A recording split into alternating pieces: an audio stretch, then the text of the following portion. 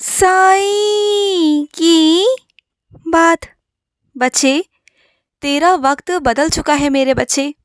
अब तेरी ज़िंदगी ने एक नया मोड़ ले लिया है। एक नया अध्याय तेरे जीवन में शुरू हो चुका है। तो इतने सालों से इंतज़ार कर रहा था ना। अब देख, तेरी ज़िंदगी में एक एक करके ना इतनी सारी खुशियाँ देने वाला हूँ। तेरी झोली खुशियों से भरने वाला हूँ। जहाँ जहाँ तुझे अकेला महसूस हुआ ना, जहाँ जहाँ तुम्हें कमी महसूस हुई थी ना, वहाँ वहाँ अब मैं हर एक चीज़ पूरी करूँगा। तूने बहुत कुछ खोया है ना, बहुत कुछ मुझे मालूम है, लेकिन अब उससे भी ज़्यादा तुझे देने वाला हूँ। तुझे हमेशा शिकायत थी ना मुझसे कि साईं मुझसे वो छिन गया, वो छिन गया, मेरा वक्त निकल गया। तुम्हें हमेशा अफसोस रहता था ना कि जो वक्त निकल गया है वो वक्त वापस नहीं आएगा। हाँ, मानता हूँ कि जो वक्त निकल चुका है ना वो वापस तो नहीं ला सकता, लेकिन जो वक्त में तुमने खोया ना, जिसका तुम्हें हमेशा मलाल रहता है, अफसोस रहता है कि काश तुम उस वक्त कर पाते, तो वो काश तुम्हारी ज़िंदगी से निकाल दूंगा और तुम्हारे हर पल को ना इतना खूबसूरत करूंगा, इतना प्यारा कर दूंगा ना। जो कुछ तुमने गंवाया ना, जो कुछ भी तुम्हारे हाथ से चला गया या तुम्हारे हाथों से छीन लिया गया या फिर तुमसे ले लिया गया ना, वो चीज़ें जो तुम नहीं देना चाहते थे, अपने से दूर नहीं करना चाहते थे, ये किस्मत, ये वक्त ने थोड़ा तुम्हारे साथ खेल खेला। मुझे मालूम है, इस ज़िंदगी ने तुम्हें सोचने का तक मौका नहीं दिया। एक वक्त पहले ना कि इतनी रफ्तार से तुम्हारी ज़िंदगी आगे बढ़ी ना कि तुम कुछ सोच ही नहीं पाए, कुछ समझ ही नहीं पाए। तुम्हें ना सोचने का मौका मिला और ना कुछ करने का। मुझे मालूम है, तुम हर पल हर वक्त बस जब भी किसी को देखते हो ना तो यही सोचते हो, काश कि मैं वो कर सकता, काश कि मैं उसकी जगह पर होता, काश कि मैं वो होता, काश कि मैं ऐसा होता। तो वो काश मैं तुम्हारा ख़त्म करने वाला हूँ।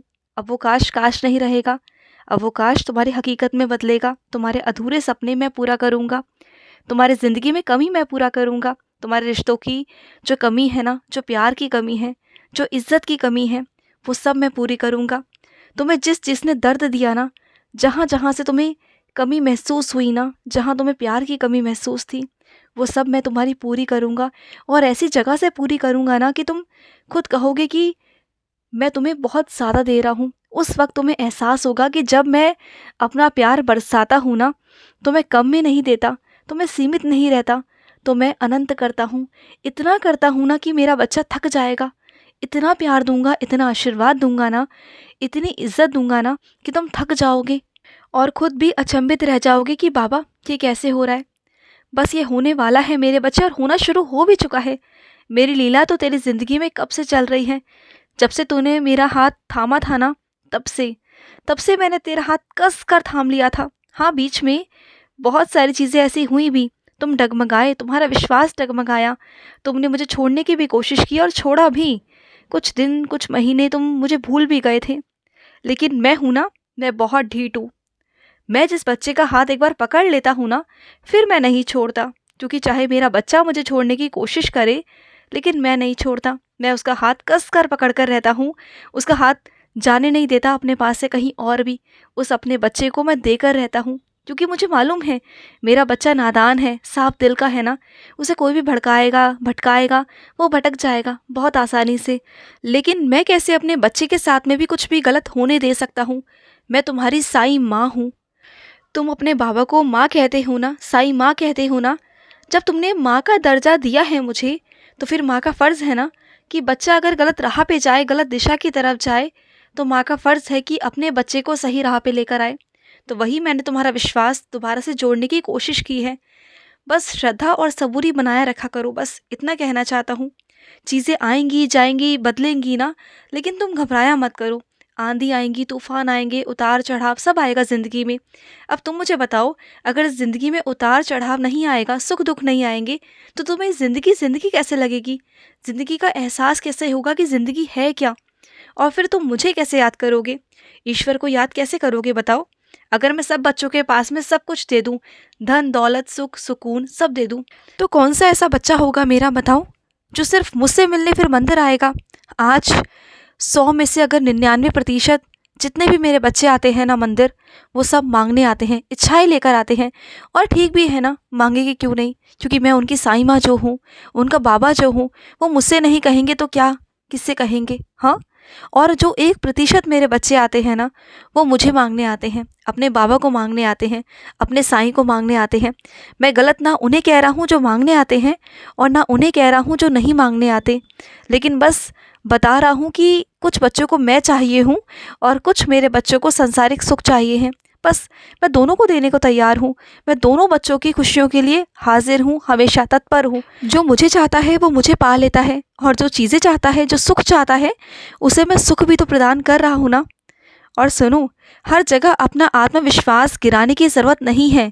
तुम जहाँ बोल सकते हो, जहाँ कर सकते हो, वहाँ बोलो, करो। ये मत सोचो कि तुम गलत बोल रहे हो। एक बार गलत बोल सकते हो, 2 बार गलत बोल सकते हो, लेकिन जब धीरे धीरे धीरे बोलना सीख जाओगे ना, तो एक दिन तुम्हारा आत्मविश्वास इतना पक्का हो जाएगा ना कि तुम जहाँ बोलोगे, जो बोलोगे ना, पूरे आत्मविश्वास के साथ बोलोगे। और अगर कहीं तुम गलत बोल भी गए ना, तो तुम्हारा आत्मविश्वास इतना मजबूत होगा ना कि सामने वाला तुमसे घबरा जाएगा कि तुम कैसे बोल रहे हो। ये सब कुछ तुम्हारे हाथ में है। ये कला है मेरे बच्चे, ये तुम्हें सीखनी होगी, और ये कला बहुत ज़रूरी है तुम्हारे लिए। जब तुम घर के बाहर निकलते हो ना, तो इस कला के साथ निकलना बहुत ज़रूरी है। जिसके अंदर ये कला है ना, जिसके अंदर ये गुण है ना, वही आगे जा सकता है, क्योंकि वो सामना कर सकता है, क्योंकि उसके अंदर मजबूती है, क्योंकि सामने वाले को गिराना नहीं है, लेकिन हाँ, उस पर हावी भी नहीं होना। लेकिन कल को वो तुम पर हावी हो तो वो मुझे बर्दाश्त नहीं होगा, बस इसलिए कि वो तुम पर हावी ना हो सके, इसलिए तुम्हारा आत्मविश्वास मजबूत होना चाहिए। वरना मैं नहीं कहता कि किसी को तुम नीचे गिराओ या नीचे दबाने की कोशिश करो या किसी पर हावी हो। मैं तुम्हारा आत्मविश्वास इसलिए बढ़ाने को कहता हूँ कि तुम किसी से दबो ना, तुम्हें कोई हावी होकर तुम पर ना हक ना जताए, कुछ चीज़ें ना करे, कुछ ऐसा ना करे जो तुम्हें करने से मनाही हो, जो तुम्हें बुरा लग रहा हो, जो तुम्हारा मन ना हो, फिर भी तुम्हें करना पड़ रहा हो। मैं वो नहीं चाहता मेरे बच्चे। मैं ये चाहता हूँ कि जो तू करे ना, वो दिल से करे, खुशी से करे, जो भी करे। मैं बस इतना चाहता हूँ कि तू अपनी ज़िंदगी ना अपने हिसाब से जिए। हाँ, मुझे मालूम है कई लोगों को ना आदत पड़ गई है कि तुमसे काम करवाने की। अब उन्हें आराम की आदत है। अब वो चाहते नहीं हैं कि उनके अंदर ना इतना आलस भर गया है ना कि वो काम करे। अब वो तुम पर निर्भर हो चुके हैं, और अब भी तुमसे वो यही उम्मीद करते हैं कि तुम सारे काम उनके करो। लेकिन तुम ना धीरे धीरे कर कर छोड़ना शुरू कर दो। कब तक करोगे, कब तक? अपने स्वास्थ्य को देखो ना, शरीर एक जैसा नहीं रहता ना मेरे बच्चे। हमेशा हर पल शरीर एक जैसा नहीं रहता ना। फिर जैसे जैसे वक्त बदल रहा है, शरीर भी बदल रहा है ना, शरीर में भी थोड़े थोड़े परिवर्तन आ रहे हैं ना। तुम्हारी हालत भी ठीक नहीं रहती, तुम्हारा बीपी भी बहुत कम रहता है। तो अपनी ओर भी ध्यान दो।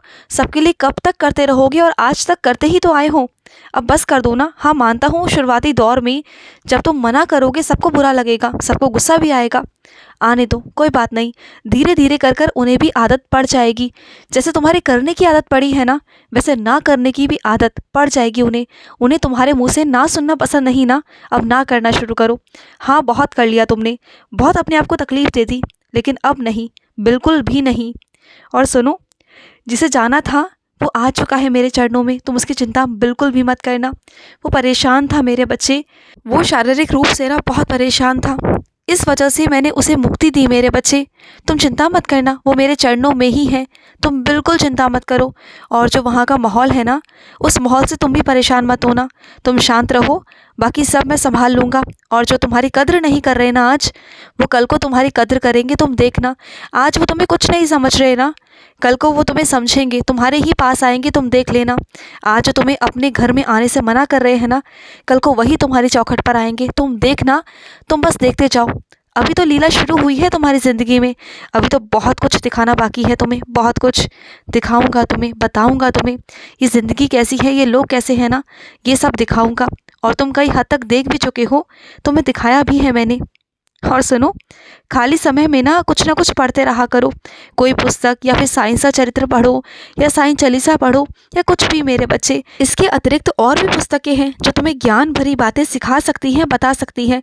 तुम्हारा मन बहुत सकारात्मक रह सकता है, तो वो पढ़ो ना मेरे बच्चे, खाली मत रहा करो। खुश रहो। आज का रात्रि साई संदेश समाप्त हुआ।